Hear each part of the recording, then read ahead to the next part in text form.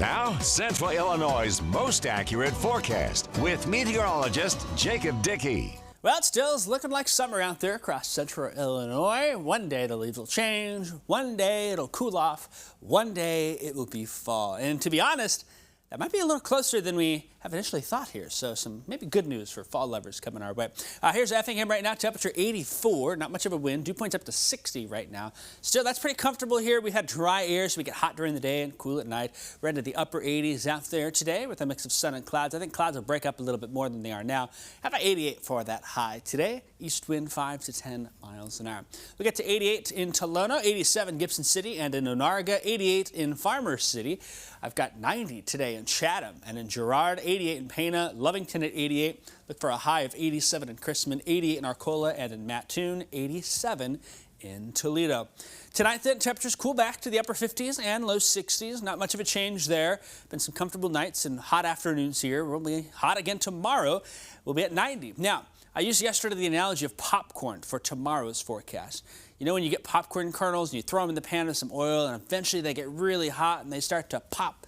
That may be what happens in our atmosphere, but it's not popcorn, unfortunately. It might be a few spotty rain showers, actually, in our area at some point tomorrow, the heating of the day. Future track shows tomorrow. Notice a couple possible, maybe even in the morning. They're very brief. They're very small. It is not meaningful moisture, and they won't last long if you even get one here. The better chance probably comes as we heat things up into the afternoon. So noon to 4 o'clock is, I think, that best chance for a few of these pop-ups out there. Watch as the sun starts to go down. Here's 4 o'clock. As we get towards 5, 6, 7, they go away. We should be done with them by 8 or 9 here. There may be one lingering after sunset, but they're driven by the heating of the day. So we just get so hot that maybe we can get a couple at a pop, and we may have a chance for even a few lingering strays Saturday morning. But I think it's still a dry weekend here. It's hot, 90 Saturday, 89 on Sunday. This probably is our last weekend, our last chance for the year for 90 degrees. That's some good news for us here, the way things are looking. Here's the other thing we got to watch, though, over the weekend. Not only is it hot and it's dry, it may be windy. Saturday could see some wind gusts 20, 25. We might get above 30 on Sunday. That's a problem. It's hot, it's dry, it's windy. That means fire weather danger is going to be high for us as we head into Saturday and Sunday. We're kind of concerned about that. If those gusts get above 30, we may have to pop it to extreme because we are in a world of hurt for that dry weather here. Thinking of field fires in particular, sometimes they just happen.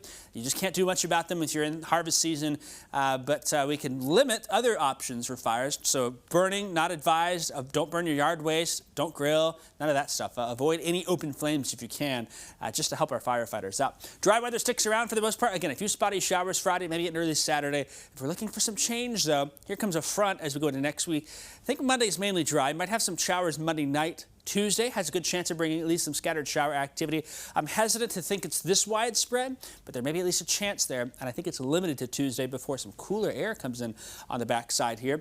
Today, rainfall totals bringing a couple tenths out there for us here, so that is some good news. Let's talk about that change here. Now, if we don't get a whole lot of rain on Tuesday, it may be the start of some change of pattern here. Look at our jet stream. There's that Monday-Tuesday system.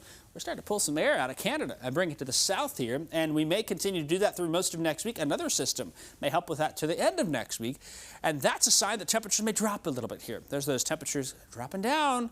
Look at that, some low 70s showing up on the board at the end of the 10-day forecast. Here's your 7-day forecast overall. Some nice weather for summer lovers here, but there you go. Today, by next Wednesday, 77 the forecast high.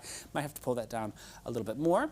Better chance for some scattered showers on Tuesday, but we'll see how much we actually are able to get. Man, I'm gonna have to enjoy this weekend. Though, I know, right? While we have it, while we have it. I know we're always upset. We're like, oh, it's just we need fall weather, and then it goes away, and then we're like, yeah, you know, you get your fall weather, you blink and it's gone. And by the end of the month, I'm gonna get hate mail for right. You know, it's too cold. You know, it's 40 degrees. You can never win, can you? Yeah, never can. No, especially not with you. That's true. Jacob, thank you. Well, we are going